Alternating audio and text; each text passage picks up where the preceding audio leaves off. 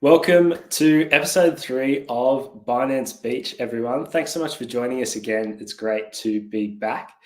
This week, we've got a really special guest. We've got Matt from Crypto Tax Made Easy, who's going to join us to run through our local market update, our price update, our industry news, and of course, answer a couple of questions from our users.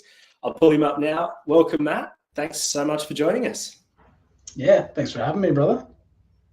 You've been getting waves this week. The whole East Coast has been cooking, hasn't it? Yeah, it's definitely been a dream. It's like a summer swell in the winter. Absolutely. It's been awesome. Glad to see the Binance Surfboard got a run as well, which is always pretty cool. Let's kick into our price update for the week.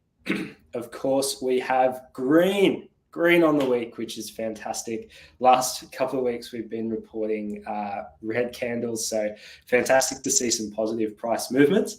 Bitcoin's up 12% on the week with a lot of the altcoin market following. It's been really fantastic to see some positive market sentiment. Seems to be driven in part by the German government running out of Bitcoin to sell. They sold quite a significant amount over the last few weeks, and we've now had the end of that selling event. The Mt. Gox FUD seems to have faded into the background a little bit as well, and the spot Bitcoin ETFs definitely continued to buy the dip with 8 consecutive days of inflows and a couple of really, really strong days, particularly for a couple of the larger ETF providers. Matty, how are you feeling about the market? Things are green. It's got to feel good. Yeah, I'm one of the sit on your hands type investors. So it feels good when it's up, but feels like a buying opportunity when it's down. Absolutely. In terms of local industry and news callouts from the week, we're still waiting on the ETFs. I think they are definitely a bit of a market catalyst that a lot of people are waiting for. Senior Bloomberg ETF analyst, Eric Balchunas continues to forecast a July launch window, and potentially July 23 is the date that's been pandered around.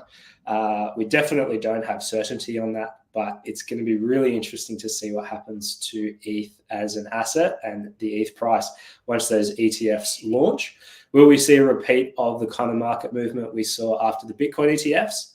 That would be great to see, but definitely really interested in following that one. Larry Fink, the CEO of BlackRock, had a really interesting video that was circulated this week about being wrong on Bitcoin. He was previously a bit of a Bitcoin skeptic, but this video outlined his change of his thought process and what made him change his mind on Bitcoin. That's well worth looking up. And from more local news, is this the end of the Craig Wright saga? After a British High Court judge ruled that Wright is not the creator of Bitcoin and made several orders, including ordering Wright to post a legal notice on his website stating that Wright's not the creator of Bitcoin. Of course, Dr. Craig is an Australian, but he is currently abroad. We're not sure where he is, but the notice says on his website, loud and clear, Dr. Craig Stephen Wright is not Satoshi Nakamoto. As the saying goes, we are all Satoshi, except Craig Wright. So let's kick into the tax segment, Matt. Thanks again for joining us.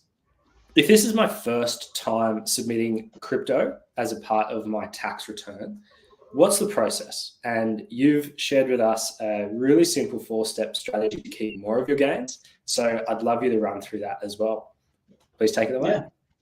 Absolutely. So if it's your first time filing, I think most of us, our P&L probably closely tracks to what the market was doing. And the 21-22 tax year, for some people, was pretty good, but definitely, a good amount of our clients had some losses they were able to claim. 22-23, pretty rough year for a lot of people. Lots of losses to be reported there. And now this 23-24 tax year, people seem to be actually making gains. And if you are reporting for the first time, you might actually be sitting on what Kathy would actually call a underappreciated asset. All of these past tax losses that can carry forward and will allow you to potentially keep more of the gains that you may have made in the last year. So there is, as Liam said, a 4-step process to be able to actually go back and claim any of those losses that you may not have reported in previous tax years. And you would be able to then carry those losses forward, and they could be used to offset any gains you may have made this year and into the future. And the first step that we do with all of our clients is get you set up with the right crypto tax software for you.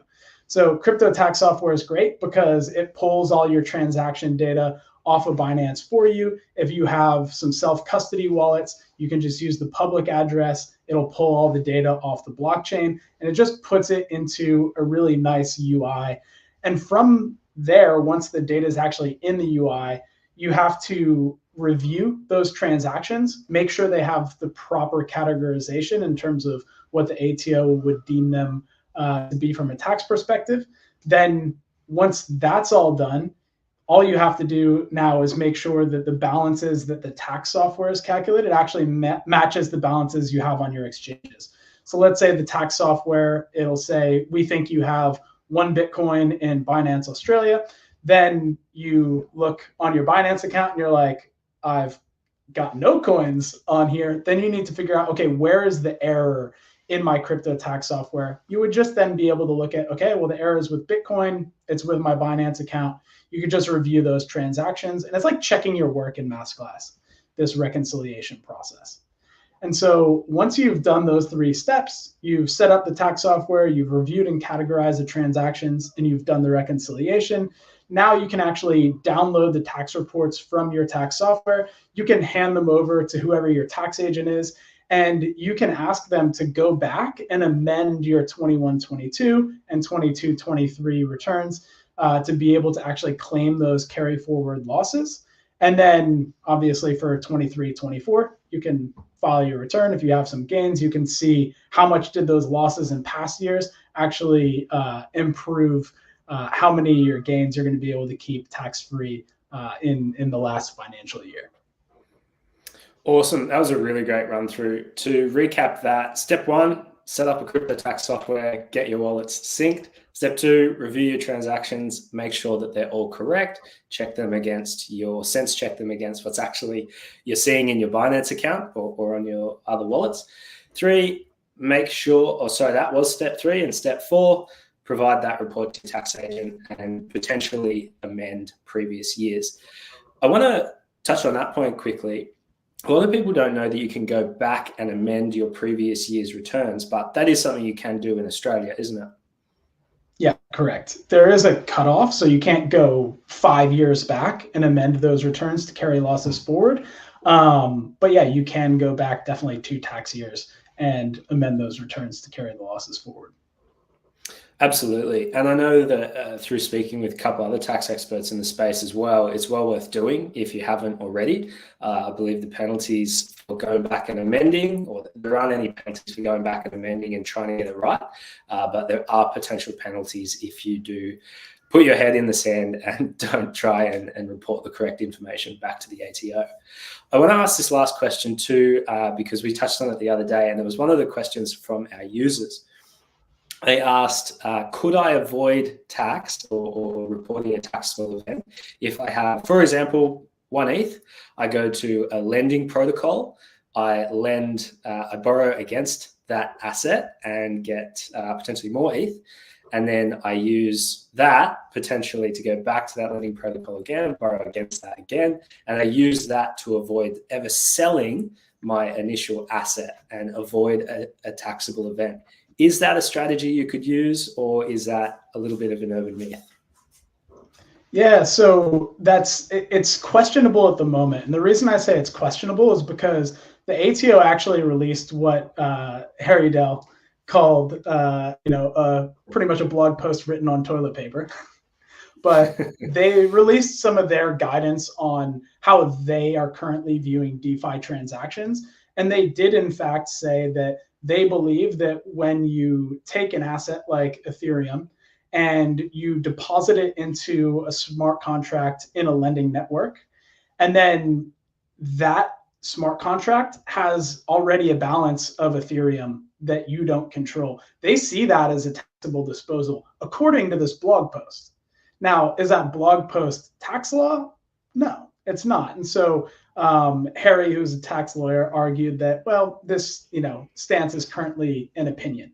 However, if you want to walk the straight and narrow and just do exactly what the ATO says, then no, that wouldn't be a way to avoid tax, because they would see the deposit of ETH into the lending network as collateral, as being a taxable disposal, which would be a CGT event. But if you wanted to, let's say, hire a tax lawyer, or if you wanted to reach out to the ATO and get a personal ruling saying, if I deposit this collateral, it's not a CGT event, well, then in that case, you know that you are able to do that and that it won't be a CGT event.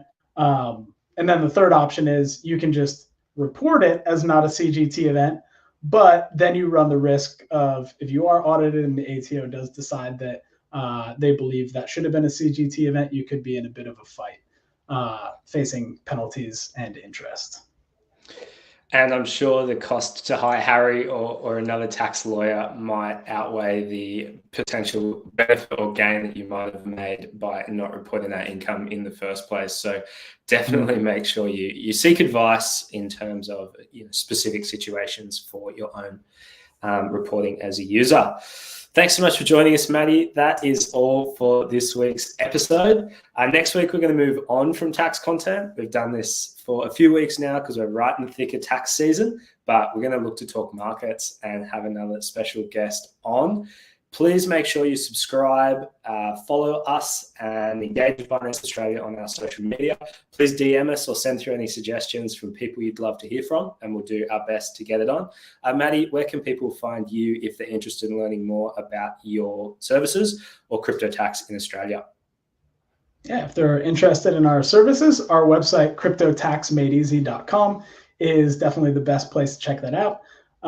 And if you're interested in more of our crypto tax related content, we're on Twitter. Crypto tax sucks is our handle. So love that.